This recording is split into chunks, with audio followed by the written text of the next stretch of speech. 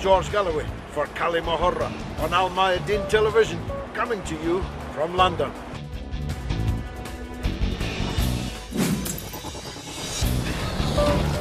Coming to you from London.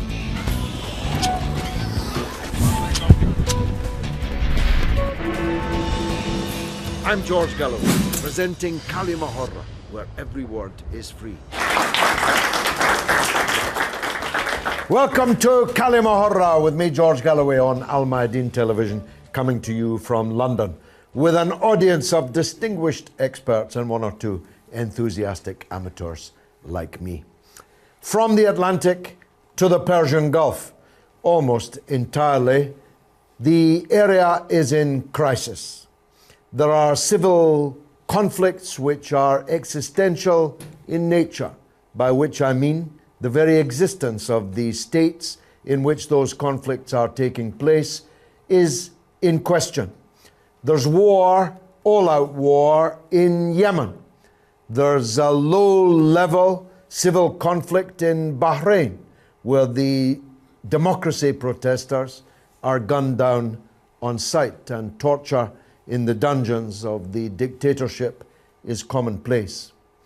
In Saudi Arabia, there is a deep-seated malaise which involves, but not exclusively, the Shia minority within Saudi Arabia, all conveniently or inconveniently placed on the main oil-producing area of the eastern province. There is war in Yemen, war in Bahrain, the possibility of war inside Saudi Arabia. There is devastating war inside Iraq and Syria. The Palestinian people continue to be occupied and to rise up against their oppressor and occupier. And in Libya, there's now not one, not two, not three, but probably 5, 7, or 10 areas under absolutely separate control, with its own government, its own militia, and so on. So in North Africa, in the Levant, and heading towards the Persian Gulf, there is deep crisis. This has now moved from crisis to emergency. The proximate cause of that was the decision of the government of Saudi Arabia to behead 47 men in a single day, New Year's Day to be precise. They said that all 47 were convicted terrorists, but that's not true. At least one of them was convicted only of the crime of speaking up for the people that he represented. Speaking up, not acting up. He committed no offense of any violent character whatsoever. Moreover, no less than the Secretary General of the United Nations and all of Saudi Arabia's main allies appealed to the government in Saudi Arabia not to carry out the beheading of Sheikh Nimr al-Nimr, the leading cleric in the Shia population in Saudi Arabia. But they did.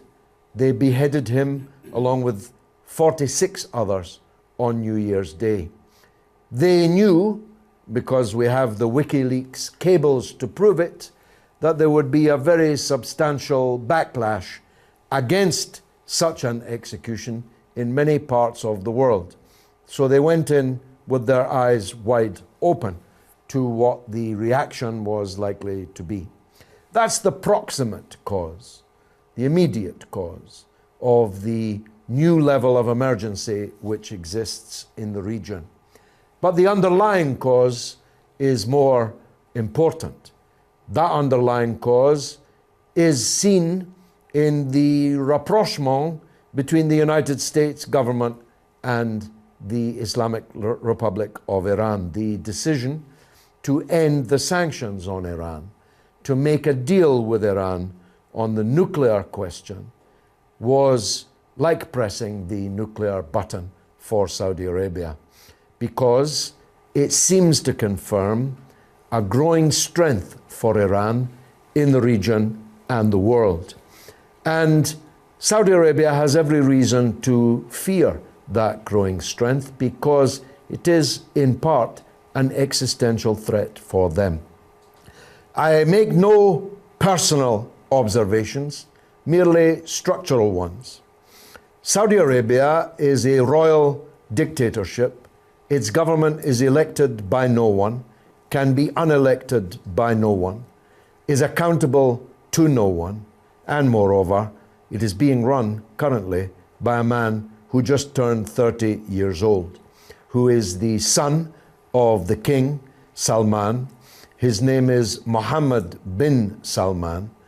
He was 29 when he was given the keys for a very powerful machine, a very rich machine, and one of great significance in the region and in the wider Islamic world.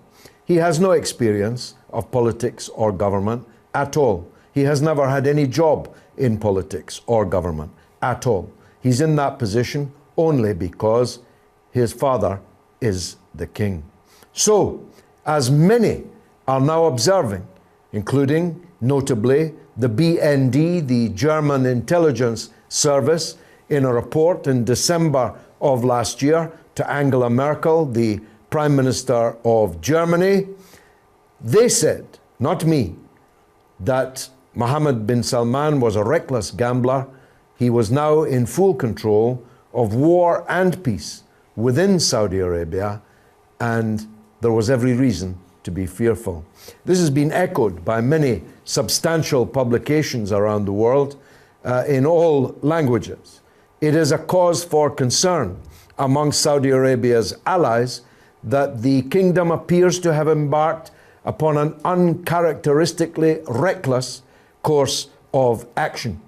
Saudi Arabia always had a distinctive point of view, one with which I have always disagreed. But they were cautious, conservative.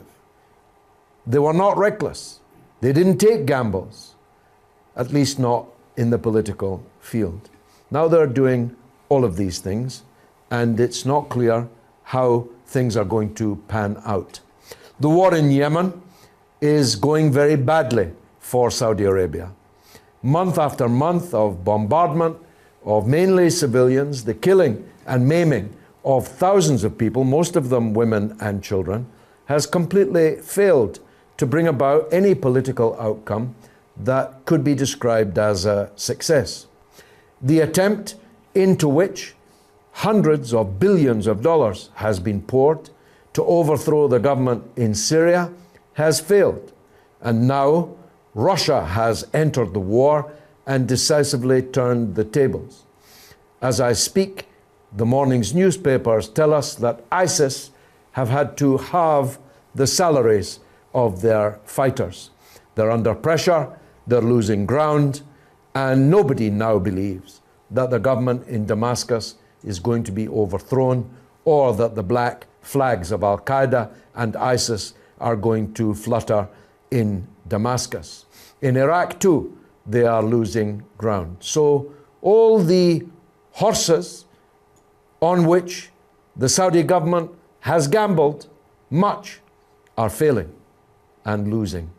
And the new confidence in Iran about their future as a powerful and important country, signing deals worth billions of dollars with foreign companies who are now descending on Iran in the wake of the lifting of the sanctions, all show that the path is to normalcy in relations between most of the world and Iran. That cannot be said for the relations of most countries with Saudi Arabia. Of course, Saudi Arabia has many friends, but most of them are embarrassed to be so described. David Cameron in Britain is under intense pressure to recalibrate Britain's relations with Saudi Arabia, especially in the field of the selling of weapons.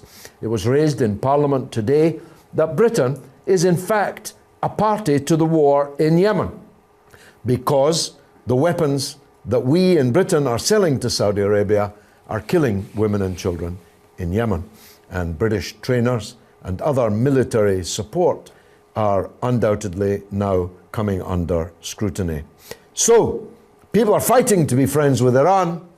People are running from being friends of Saudi Arabia.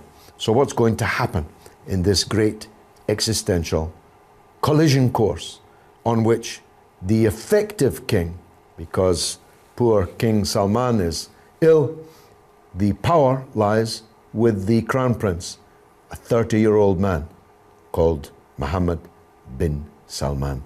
But we have an expert in our front row. Please, how do you see it, sir? Thank you, George. This is Jalal Fayrouz. I'm a former MP, Member of Parliament in Bahrain. Actually, it seems that the Saudis are living a very distressed and dismay conditions because they have not achieved the goals in the region on which they spent billions and billions of dollars. As for the Yemen, after 10 months, they couldn't achieve the kneeling down of the Yemeni people, even with bombardment of the infrastructure and food and supplies. They even couldn't gain the whole Aden, and even the eastern parts of the Yemen now lays under the Al-Qaeda forces. They couldn't, after 5 years intervention in Bahrain, with all these killings and bloodsheds and demolishing even mosques, they couldn't achieve their goals there. And the people are very much in the streets still against the Saudis and against the regime there. They couldn't achieve their goals in Syria after 4.5 years of supplying weapon and all sources of supplies to the ISIS and the other terrorist groups. Yes, they could tear up Syria. They have destructured Syria, and it's all the turmoil there. It's because mainly of the Saudis and the Qataris, and they couldn't achieve their goals in Iraq by kneeling down the government and leaning it towards their goals. And then they got the ISIS inside Iraq, but they couldn't even gain much, and things are turning against them. Even in Lebanon, they couldn't bring the president, which will be pro-Saudis as they were before. And now it's either Frangier or Michel Aoun, who are not Saudis. They are not with the Saudi line. They couldn't even get some states of the Gulf like Oman and Kuwait. You could see at least these two states are against the Saudis' intervention in Qatar, in Yemen, and they are against lots of the policies of the Saudis. Even they have problems with Egypt nowadays because they couldn't just act their promises of supplying Egypt with 3 billion, which they have promised.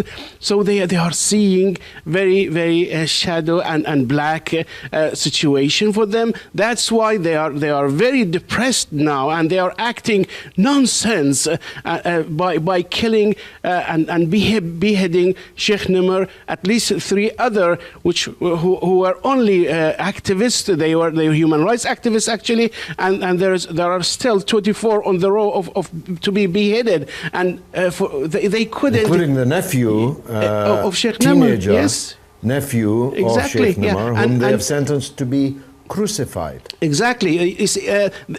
They are facing a very economic bad situation, which they have created.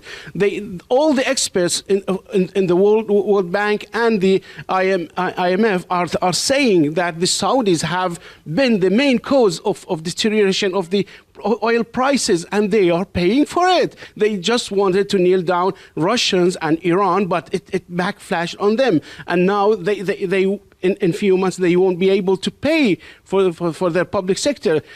All these will take us to where this is the question. Now, on the other side, I thought probably the Iranians would be more wise not to attack, not to allow at least the burning of the Saudi embassy. They should have been more wise, because that turned against them.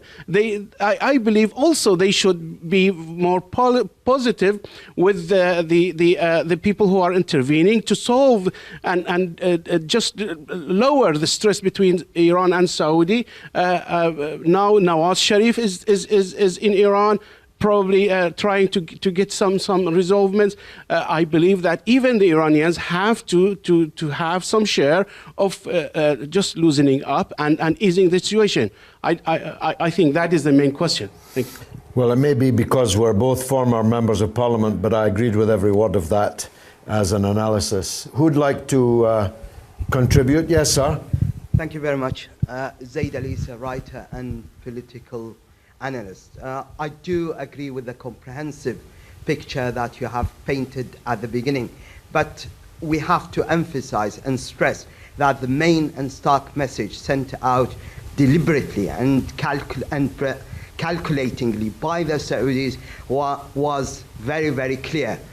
If you challenge us, if you defy us, if you stand up to us, if you resist us, whether you are Al-Qaeda member or an ISIS member, whether you actually use terrorism or you simply use the strength of the word, or you simply protest, as Nimr has done in a peaceful, most civilized way, turning himself into the leading force or the father figure of the popular uprising, which was, according to all analysts, a peaceful one, a highly civilized one, then we're going to chop your head. Then we're going to crucify you, and we're going to treat you in exactly the same way that ISIL will treat you, because we adopt exactly the same ideology, the hardline extremist Wahhabi Salafi ideology, which is the nucleus, which is the core. That's not according to what I said. That is the head of the SPD, that is Thomas Oppermann in the German parliament, who said that the same ideology, or the Wahhabi Salafi ideology, is not just an ideal and comprehensive ideology, ISIS, but it is the main driving force behind the radicalization of many moderate Muslims. Certainly, Zerma Gabriel, the vice-chancellor, went even further when said all the radicalization that we have around the world is actually driven by the funding, the building of Wahhabi mosques all around the world. Now, why did they actually execute? That's the first message. They have some pressing issues which are internal issues. The main and potent weapon that the Saudis have used, and I have to say effectively, using the money that they looted, and they managed to actually line up their pockets to build up massive palaces which are empty in Jeddah and around the world, when they shed crocodile tears about the Syrian refugees whom they haven't received. This money has been used by the previous King Abdullah and even Salman when he acceded to the throne, throwing this money about in order to gain legitimacy, in order to gain credibility, and in order to fend off and stave off any challenges that actually confront the legitimacy of the regime, which has absolutely no legitimacy because it relies solely on the hardline extremist Wahhabi Salafi establishment, which is based on Saudi Arabia. Second reason is another internal one, which is after Salman moved against Migran, who was appointed by Abdullah as the crown prince. This have actually started a growing, highly destabilizing internal power struggle between Mohammed bin Salman, who is actually running the show, who is calling the shots, and Mohammed bin Naif, who has been appointed crown prince. So in order to send a message to the royal family that you have to actually stand together, because if you challenge the king, then we're going to unravel and fall apart. That is the second message. But externally, what they actually need is the nuclear deal. For them, that's an existential threat, that they threw billions of dollars. They lobbied the Congress, and they actually stood their ground, they stood firm. They had to actually derail and discredit the deal. And in order for them to do that, they had to send out the clear message to the Americans that Iranians, Islamic Republic, cannot be trusted. You cannot honor the deal with them. It was a last-ditch attempt by the Saudis, which actually spectacularly failed, because even countries who toe the Saudi line have actually refused to cut ties with the Iranians. One important thing is that, as the Germans has said, and as leading voices in the world, that Mohammed bin Salman has pursued a highly destabilizing foreign policy, which he describes as aggressive, but in my view, it has simply highlighted the dependency on the US, because US has been backing the Saudi effort in Yemen. He has announced in December, in response to Obama's request, a 23-nation, highly sectarian, thoroughly sectarian alliance to counter what the Saudis has financed and played a major role in actually arming and paying salaries to extremists converging on Syria and Iraq. That is the 23-nation alliance. Saudis launched or suspended the peace deal in Yemen in order to reinvigorate Mohammed bin Salman's drive to actually win the war in Yemen. Thank you. Arguably, an even more important question is what next? Where is all this headed? Are we on the brink of a shooting war between Iran and Saudi Arabia? The Saudis bombed the Iranian embassy in Sana'a in Yemen. Very unwisely, as my parliamentary colleague from Bahrain pointed out, the Iranians either allowed or certainly failed to stop the burning of Saudi diplomatic premises in Iran, in Mashhad, and in Tehran. And now diplomatic relations have been broken. Very dramatic step, with the Saudis breaking relations with Iran and demanding that their friends in the region do the same. Some of them did, some of them didn't. We'll explore who did and who didn't, and for how long they might, in the next part of the show. This is كلمة حرة.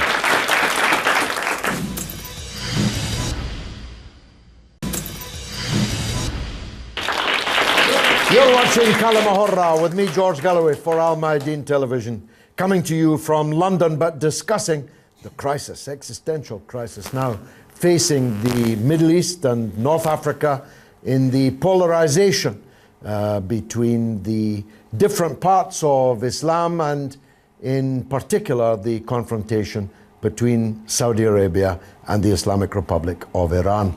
We sent the Al Mayadeen camera crew with microphone onto the streets of London to hear what the public thought. Watch this.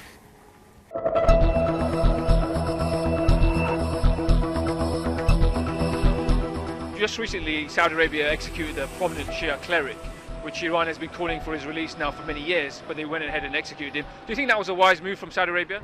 It's not exactly diplomatic. I mean, I don't know who's right, who's wrong, what the cleric really did or didn't do, but it's only going to provoke things, isn't it? It is all political. That I won't answer because I'm not sure of the tensions on both sides. Certainly not a wise move, no. It seems like it's just one more thing that Saudi Arabia continue to be able to frankly get away with. For some reason, they're our allies, and so they get a free pass. If other countries were carrying out the same atrocities, it would be a very different story. I don't know all the details, but as the details that I do know say it was totally uncalled for.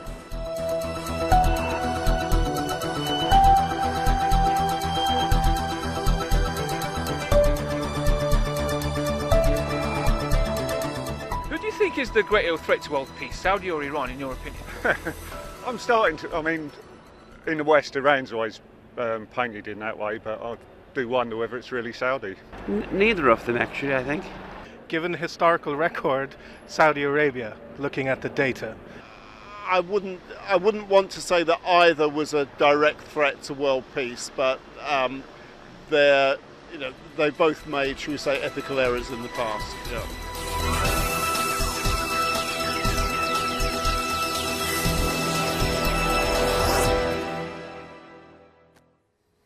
Well, ethical errors in the past is, of course, part of this story. We're here in London. London had a lot to do with the creation of what is now called Saudi Arabia, and for their own selfish reasons. I make this point, as I have on many other occasions on Al Mayadeen. It's not that the British loved the Wahhabi ideology, or that they loved the founding king of Saudi Arabia. They merely saw both as an opportunity, and they were, as it were, gambling on the power of Abdulaziz and the Saudi royal family that came from him. And it's been a very profitable gamble, a gamble taken over by the United States. Saudi Arabia has $6 trillion in the US financial system. 6 trillion. I don't know how many knots that is, but it's a lot of money. Which effectively means, of course, that America has that money. If the time ever came when the Saudi government asked for it back, they wouldn't get it back. They'd be branded as extremists and it would be frozen. There's an enormous profit has been generated by that initial gamble, by the British, by Sinjan Philby acting as a British agent in helping to steer the current Saudi regime into power. And of course, Britain's relations continue to be very profitable and very useful to Saudi Arabia. I mentioned the £2.5 billion worth of weapons that we've just sold them that have been used in Bahrain and are being used as we speak in Yemen. But there's much, much more business where that came from. The British are increasingly embarrassed about it, though. When asked in Parliament about the wave of beheadings, I mean, I'm not sure, but I think the Saudi regime probably beheaded more people this year, 2016, than ISIS have. That's not very easy for British public opinion to stomach. And you saw from the voices of the public that people are not quite sure, but are beginning to question the relations between Britain and Saudi Arabia. That's certainly true in Germany, and it must be increasingly true in other countries too. Sir? Let me interrupt here, George. Because you are a British politician, very well knowing the British government policies, but why would see British government, which is of course representing the civilized, very nice people of Britain who are seeking peace and prosperity and freedom for all the other nations, would support Saudi Arabia? Last session in Geneva, in European, the World Human Rights Council, it was the British administration who have gone full drive to bring Saudi Arabia not only as a member of the United Nations Human Rights Council, but the head of this council. Imagine Saudi Arabia. They are the beheading of the council. Why would they support all these dictatorships, including, for example, the dictatorship in Bahrain? We've been asking lots of questions through the parliament to the British administration, but the answer comes, yes, okay, we are following up, but they are not doing. But on another ground, they are whitewashing all the crimes of the dictatorships. Why wouldn't they stand against, for example, Turkey, which is of course having this alliance with Saudis to bring more terrorists into North Syria and Iraq? Turkey is a NATO member. They can enforce it through. Why would them allow them to bring all these weapons inside Syria and inside Iraq and all over? They wouldn't say anything, but on the contrary, they are supporting this. They have dealt with this very smearly. So what do you think going on in the British administration? Well, thank you for the very kind words that you said about Britain, but I'm sorry to disappoint you. They are entirely unjustified. Britain does not support civilized and democratic forces in the world. I thought the British people. Well, yeah, the people. Well, there's a poll in the newspaper today that shows 44% of the British people are quote unquote proud of the British Empire. So don't overpraise even the British people. But the point is, the British state and the British government are the friends of the crushers of liberty. We support liberty for ourselves, but only up to a point. And if that liberty began to threaten the grip of the rich and powerful, it would quickly be strangled. We now have laws in this country that couldn't have been dreamt of 30, 40, 50 years ago. And that's because even our own liberties are dispensable. But when it comes to other people, well, frankly, we don't care how much suffering there is in any country. We care only about how much profit there is. So it should come as no surprise that Britain supported the Saudi government's chairmanship of the Human Rights Council. By the way, there is some case for bringing undemocratic countries into tents in order to influence them and hopefully encourage them. I can't imagine what the case is for making them the chairman of a human rights committee when there are no human rights in their country, where you get your head chopped off for asking for human rights, but you're the chairman of the UN's Human Rights Committee. That is just beyond ridiculous. But Britain had an empire so vast that upon it the sun never set, but that was because God would never trust the British in the dark. And right, of course, not to do so. Why did Britain do it? Why does a scorpion sting? Scorpion stings because it's a scorpion. And an imperialist country behaves as it does because it is an imperialist country. So don't be fooled. I know you're relatively new to this country and you don't want to be here. You want to be in your own country, and I want you to be in your own country. But don't be fooled by the smooth talking. I once had an altercation with Sir Jeremy Greenstock, who was once the viceroy or deputy viceroy of occupied Iraq. And at the time of the invasion of Iraq, Greenstock and Negroponte, his American counterpart, were often on the television together. Negroponte looked like he'd just walked off the set of The Sopranos or Godfather 3, a gangster, a thug. And Greenstock was a very smooth-talking, very civilized liar. And frankly, I prefer Negroponte because at least I know what he is. The British specialize in forked tongues, in lying, cheating, stealing, overthrowing. The British are not to be trusted. The British state is not to be trusted. And anyone who does trust them is making a very big mistake. Yes, sir. It's another question.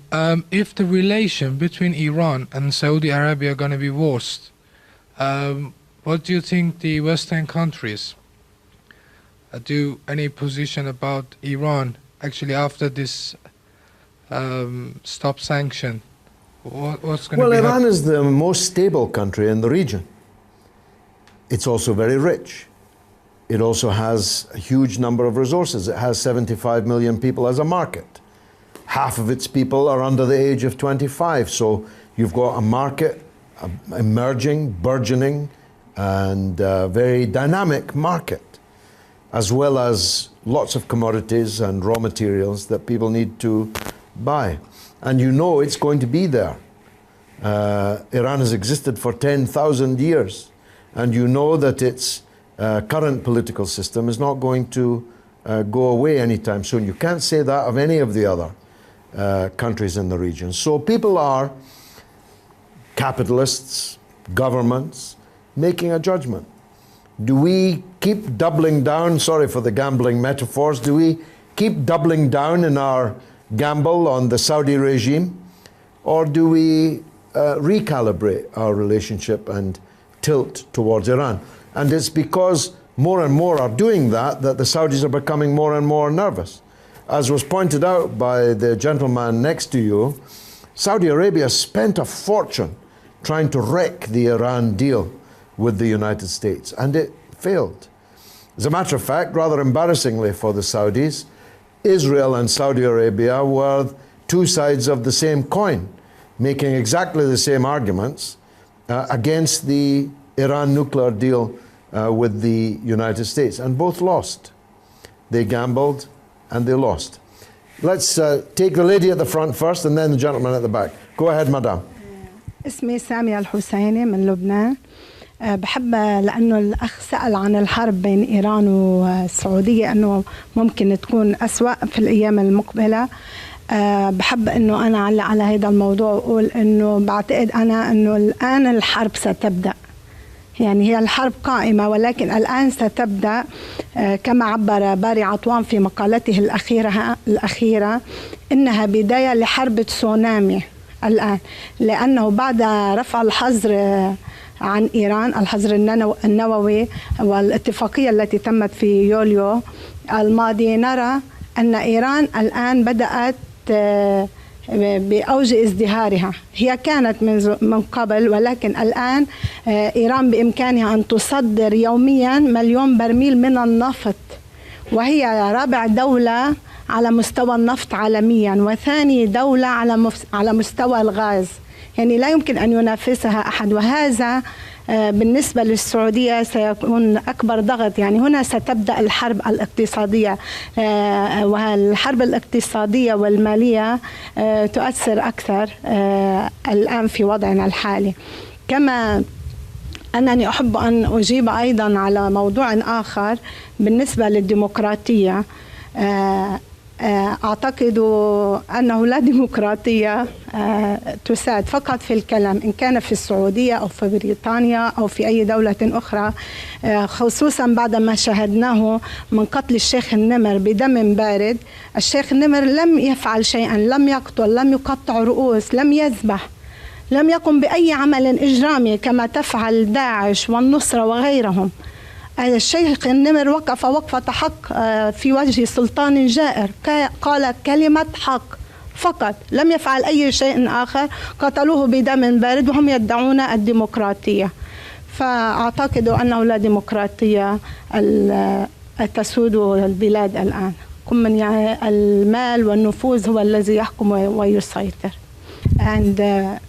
وأيضا إيران منذ البداية وبدون رفع الحظر النووي كانت تمد حلفائها في سوريا واليمن بالمال والطائرات والسلاح وأي شيء يلزمها، فكيف بها الآن بعد رفع الحظر النووي؟ أعتقد أنه بإمكانها المساعدة بشكل كبير، وذلك ما نراه الآن. إذا ما تابعنا نرى القلق في السعودية وإسرائيل أيضا من هذا النجاح الباهر الذي تقوم به إيران، ونرى الاحتفالات تسود إيران والدول الأوروبية فقط الداعمة لإيران، نراها تحتفل بهذا الإنجاز العظيم، بينما في إسرائيل نرى القلق الزائد والعين المراقبة ليل نهار لما ستصل إليه المرحلة المقبلة بعد هذا التطور الذي حصل في إيران. Well, I'll answer those formidable points after this.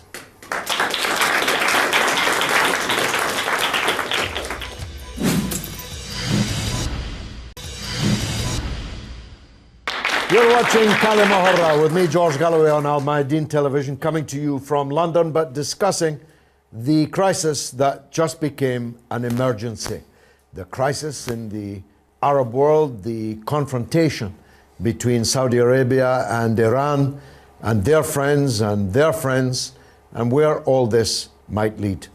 We took the Al-Mayadeen microphone and camera into the streets of London to ask the public what they thought. Watch this.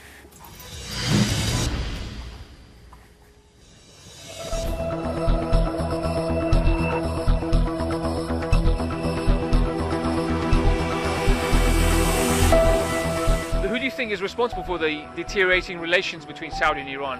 America. I don't have a strong opinion on that, not well informed enough to say. I have absolutely no idea. I'm so uninformed, I've got no idea on that, I'm afraid. You've got to wonder about the line the Saudis take. It seems quite radical how they are, and I wonder why we're always right behind them all the time. Saudi Arabia.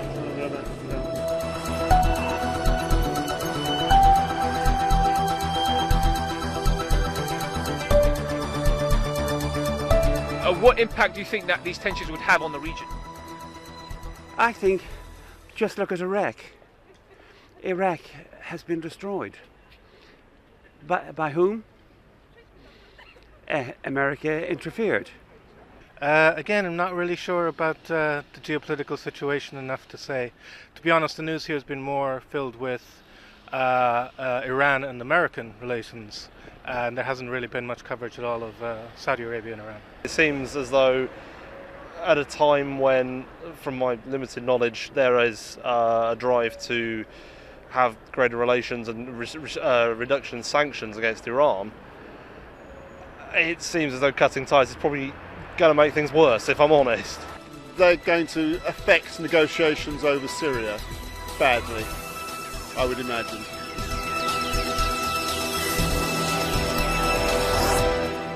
Well, quite a well-informed general public we have, at least in the centre of London. It's obvious that some people didn't know, but those who thought they knew are placing the responsibility at the door of Saudi Arabia. And it's not difficult to see why. After all, after a long period of sanctions and ostracism and talk and threat of war against Iran, peace is breaking out on the Iranian front, and Saudi Arabia is seen as someone who doesn't like that, doesn't want that, wants and prefers confrontation between the West and Iran. And people are asking themselves, just what's so bad about Iran so far as we are concerned?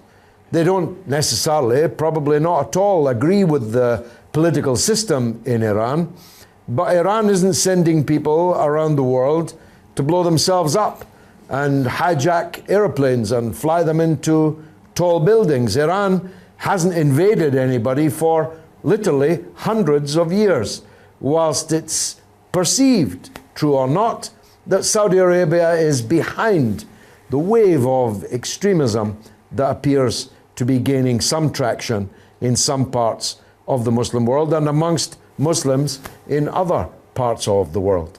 That's what I think the British public were reflecting. It's my own view also, but let's hear from the audience. Yes, sir. Yes, my name is Ali. I have a question. What should the international community do to relax tension between Iran and Saudi Arabia? Well, it's a good question. I don't have the power, of course, to bring it about, but if I did, the first thing that I would do would be to stop selling weapons to Saudi Arabia. £2.5 billion worth of British weapons are currently deployed and were previously deployed in Bahrain and are being deployed right now in Yemen. And no good can come of the assault on Yemen. Anyone who knows any history, anyone who knows anything about the Yemenis knows that they won't surrender to anyone. They're actually extremely ferocious fighters who treasure their own independence. They're not going to surrender to Saudi bombardment. They're not going to surrender to a mercenary force, which is effectively what's now happening. Even drug gangs from Colombia are being recruited by Saudi Arabia as mercenaries to fight in Yemen. Now, I don't know much about the drug gangs in Colombia, but I do know that I wouldn't trust them. I wouldn't trust them to be prepared to die for me just because I was paying them a handsome salary. And of course, they're not prepared to die. But the Yemenis are prepared to die in order to defend their country. So no good can come of this war in Yemen, and it needs to be brought to an end. Now, if Yasser Arafat was still alive, he'd be shuttling back and forward, trying to broker some peace. As was said earlier, the Pakistani government is trying to do this. And I wish them every success. We should assist them in any way that they can, because this tension is going to lead to disastrous consequences, if I'm any judge. Yes, sir. My name is Gassam Mohammed. History taught us every conflict there is a reason behind it. In my view, is economics. And reserving power and conflict is about making money. It's about being in control so you benefit. Now, in your view, this conflict in the Middle East, does somebody benefit from it? There's something, how is this going to come out in the end? I mean, there's a conflict between Saudi and Iran, Israel situation. He's in the end the winner out of this. I don't believe this being coincidence. It's been, to me, it's a chaos, but it's an organized chaos in a way that somebody benefit on it. And it seemed to me all this has happened in ISIS and the conflict in Syria and Iraq. I don't think it's coincident. It's been somehow planned for some times ago. And I really can't pinpoint to who is the beneficial of this. I mean, I don't know if you could help in your experience in the world politics. Well, I don't see any plan at work. If there was a plan, it's a very bad one because it isn't working out actually to anybody's benefit in the Arab world. I'm sure about that. Israel benefits because as long as the Muslims are slaughtering each other, as long as the Arabs are slaughtering each other, as long as the Muslims are threatening each other and trying to cajole others into fighting each other, then Israel can go about its normal business of killing the Palestinians, seeking to ethnically cleanse them, seeking to deepen and strengthen their grip on the stolen land that they possess. But that doesn't mean that Israel planned it or Israel is in control of it, just because it's a beneficiary of it. I suppose weapons manufacturers and sellers benefit because, my goodness, these weapons are expensive. Just one of the missiles that Britain is firing doesn't fire all that many. It's mainly for show. But when they do fire, it's £500,000 up in smoke, literally just like that. And if necessary, we'll fire hundreds.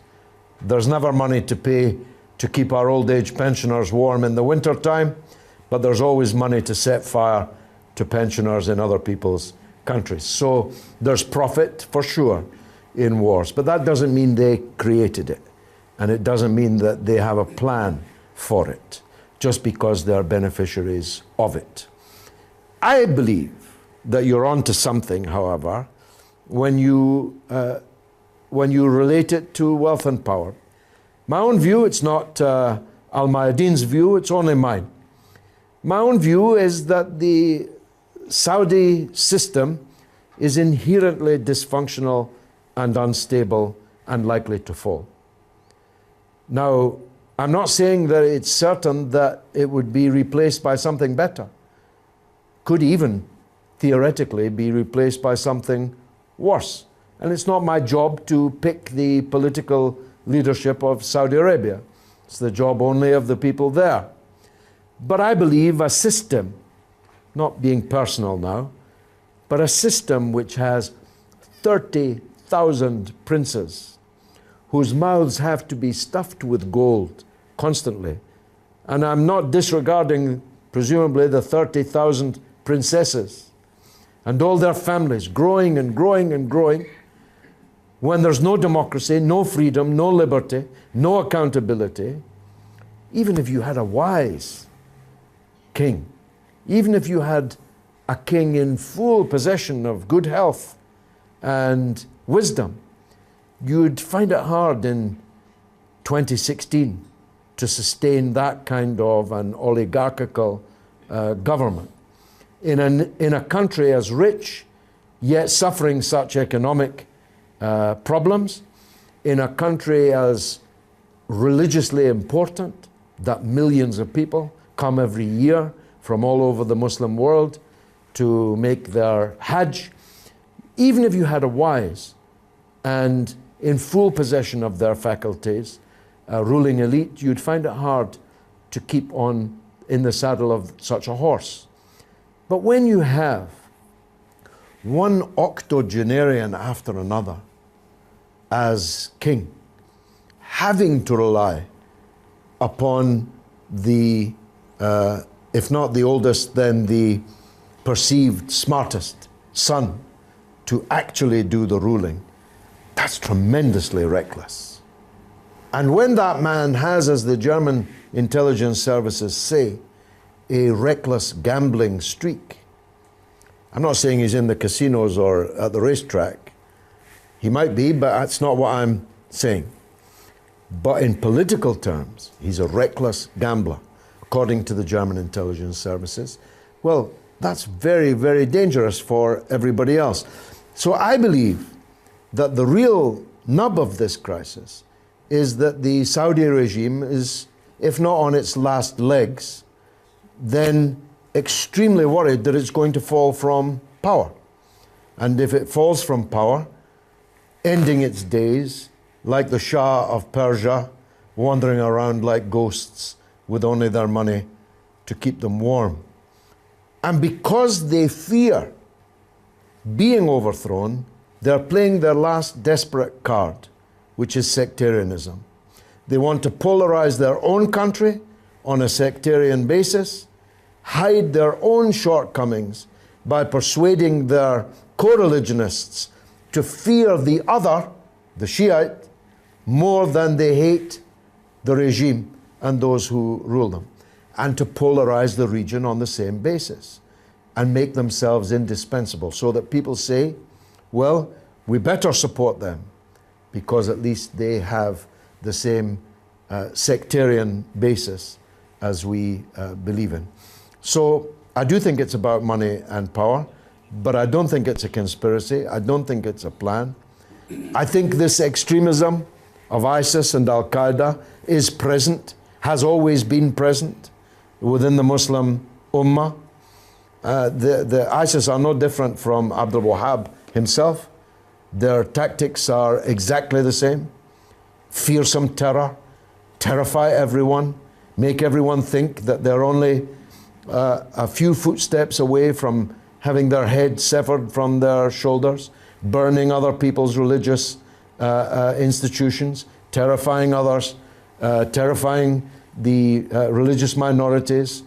In just the last few weeks, a 1,400-year-old monastery near Mosul, in which I have myself attended a religious service. 1,400 years old, the oldest monastery in Iraq, Christian place of worship, was leveled to dust by ISIS. This is the methodology of Abdul Wahab, the founder of Wahhabism. This is the methodology of sectarianism, which terrifies everyone so that you can go on and enjoy unchallengeable power.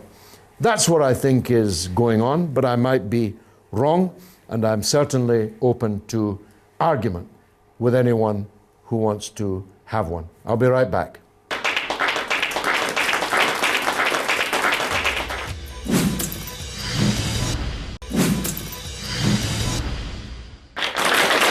You're watching Kalima Horra with me, George Galloway, on Al Mayadeen Television, coming to you from London, but discussing the crisis which has become an emergency in the relations between Saudi Arabia and Iran, and how they mirror and also reflect the prevailing tension, conflict, war, and disaster that is burning literally almost entirely across the region.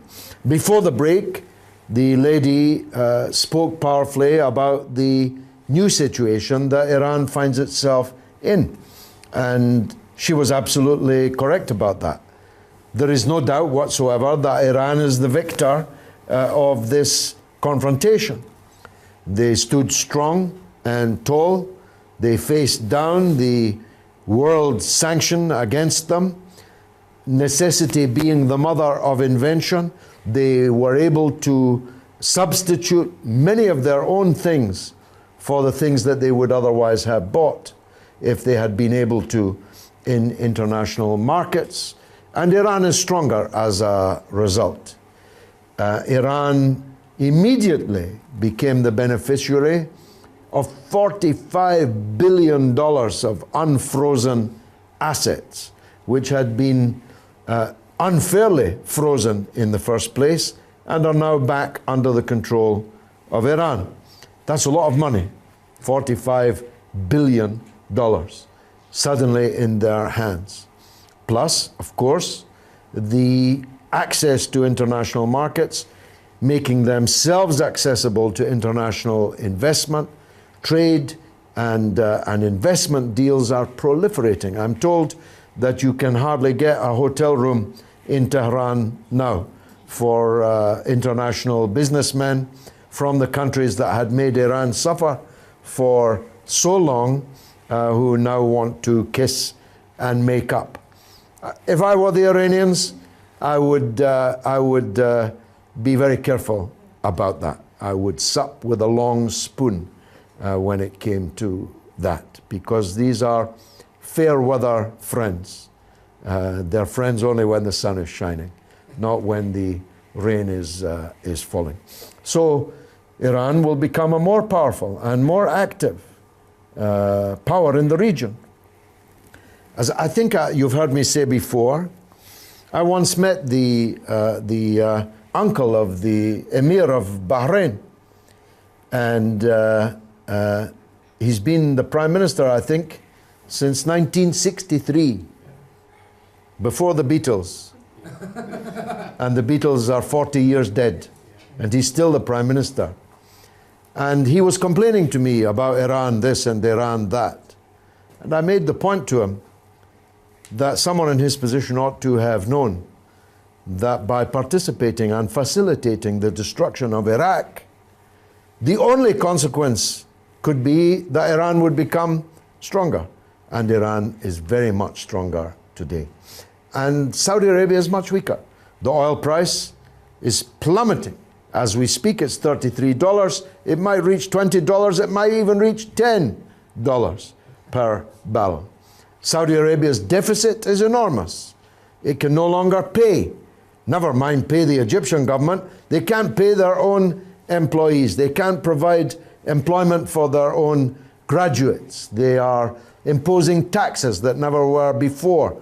They are cutting services that people enjoyed before, and so on. So Saudi Arabia is much weaker, and Iran is much stronger, which feeds the sense of fear and insecurity that lies behind this confrontation, this crisis, in the first place, in my opinion. Yes, sir, the gentleman at the back. Karl El-Houairi, I just have a question. President Barack Obama hailed the power of diplomacy, so as opposed to coercion and sanctions, and especially when the sailors were released on behalf of Iran. Now, yet in the democratic debate, the last one, whether ignorant or not, for example, someone like Bernie Sanders did say that Iran has an element of terrorism in reference to Hezbollah. So they seem to be, while they celebrate the deal, they seem to be not too convinced about how to maintain, to make sure. Even Hillary Clinton was saying we need to make sure they stop doing the bad things. So how are you going to sell this deal on the long run, especially if a Republican came into power in the US? And also when it comes to Hezbollah, will Iran provide something in return to this whole, now as we said, open for business situation, which will generate a lot of new deals when it comes to finance and the economy into Iran? Is Hezbollah going to be contained by Iran, so to speak? Well, I hope the day never comes when American politicians approve of Iran's political line in the world, because that would mean that Iran had collapsed its political line and liquidated its role in the region, and I hope that that day never comes. I don't think the day will ever come when Iran will desert or abandon its friends or seek to pressure them. They didn't do so in the bad days, so why would they do so in the good days? As the lady said, Iran continued to support the Palestinians in Gaza, the Lebanese resistance. They continued to support the government in Iraq and in Syria, and they did so despite being under international embargo and daily threats of war. So now that they're free out from under all these things, I don't believe at all that any quid pro quo is involved of Iran changing its political line. I really don't imagine that. Bernie Sanders is just as strong a supporter of Israel as Hillary Clinton is. If Hillary Clinton is the president, I believe she will honor the Iran nuclear deal, and she has said so.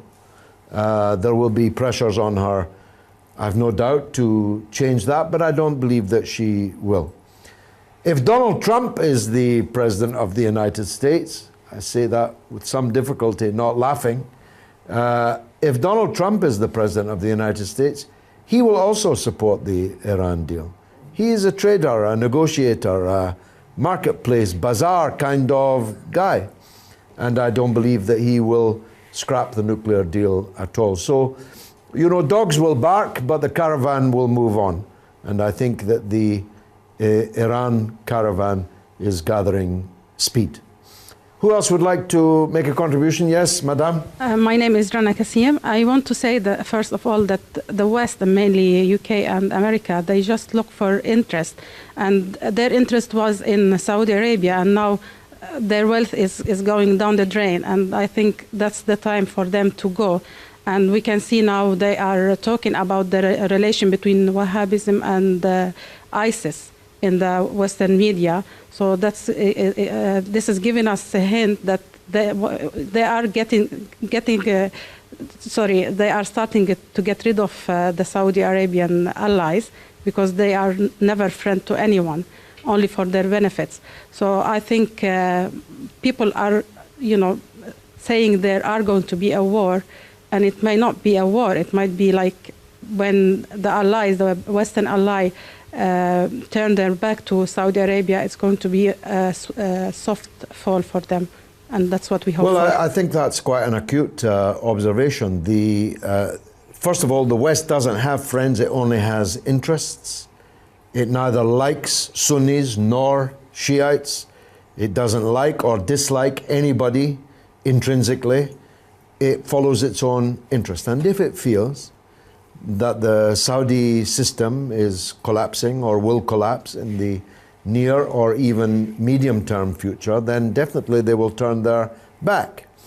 And nobody, including Iran, by the way, should fool themselves about this. Nobody should imagine that a smile and a handshake, a hug from these Western leaders means anything at all. It's no more sincere than the scorpion that I talked about earlier. And so the Saudis should know that the people with whom they've invested all their money, the people whose countries in which they have spent all their money, in which they have built their palaces, don't care for them at all. In a matter of fact, they hold them in contempt. And I've said before that many people in Parliament who know nothing about the region have asked me about the constituent parts of Saudi Arabia. Does the Hijaz have to be in the same country as the Najd? Does it have to be? We're not concerned about Mecca. We know that that's something special, but where is the oil and so on?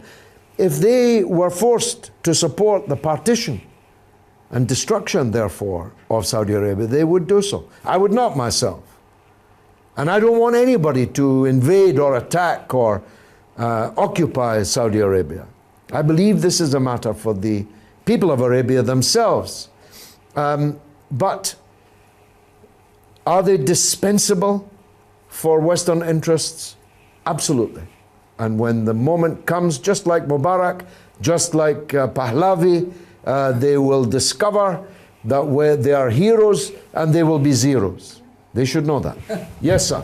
Yeah, if I can make a quick point, I do believe that we mustn't forget that what is happening is that the Saudis are deeply resentful about the process, the peace process or the diplomatic process in Syria. They tried their absolute best to critically undermine it. They tried to stop it in its tracks. Now the UN resolution actually amounts to a major setback to the Saudi foreign policy. So isn't it part and parcel of a Saudi endeavor to derail that process and actually reinvigorate and revive ISIL, particularly that the Saudis view that the Americans were actually forced, they were compelled to turn the heat on ISIS and to ratchet up the airstrikes, which were absolutely futile at the beginning, if it wasn't for the popular mobilization forces and the Syrian army taking on and taking the fight to ISIL and to Jabhat al-Nusra, then we would have been looking at a totally different picture. Don't you think that the Russian interference, by actually bombing and taking apart and actually ripping apart the basis of all terrorists without distinguishing between the good, so-called good, and the bad terrorists, actually have driven Saudi Arabia to the point where it feels it has to reinvigorate ISIS in the same way it did before the so-called Arab Spring, in which the Saudis actually used the pretext of supporting democracy when it is the bastion of dictatorship, used the pretext of actually siding with Sunnis when we've seen them turn the tide of popular uprisings and stand against the very people they claim that they are actually trying to protect and the guardians to defend them. But that's another losing gamble, you see. This has now been 5 years of aggression, invasion, occupation, and destruction in Syria. And at any time, in the first 4 years of that, it was possible to imagine that their gamble might succeed, but no longer. It is literally impossible now for ISIS and Al-Qaeda to be victorious in the war in Syria because Russia and China will not allow it. Russia and China will send their own armies there if necessary in order to stop it from happening, because it would be bloody, but it's no bloodier to go on than it is to go back. And that's not something they are prepared to tolerate. The Syrian army, which bore all these sacrifices, the Syrian people that bore all these sacrifices, are not going to be defeated now. So Saudi Arabia can send as much money as it likes. If ISIS has halved the wages of its fighters, Saudi Arabia could make up the balance, but it won't make any difference. These people have lost the war. It will take time, maybe years, to bring about their final defeat, but they have lost the war. They cannot possibly prevail. Now that's a necessary but not sufficient condition, in my view, and you probably know my view about the politics in Syria. It's not sufficient, but it is necessary, and it's now certain. So in Syria they have failed, in Iraq they have failed, in Yemen they have failed, in Bahrain they have failed in quelling their own querulous people. They have failed. The Western friends are embarrassed by them, embarrassed to be seen with them, embarrassed to be linked to them, still doing business with them, but as quietly as they possibly can, and facing increasing pressure from their own public opinion and from some politicians in all countries who are raising this question. Germany, I mentioned earlier, the most important European country, the most powerful economy in Europe. Their security services are warning their chancellor to stay away from these people. They are very dangerous to us. And moreover, they are recklessly gambling away everything that they had. So if I were a Saudi ruler surveying that scene that I have just tried to paint, I'd be packing for Miami or Marbella if they would have them. Pahlavi, you'll recall, had to die in Mexico because his American friends were too embarrassed to be seen with him. I've been George Galloway. This has been كلمة حرة on Al Mayadeen Television. Thank you for watching.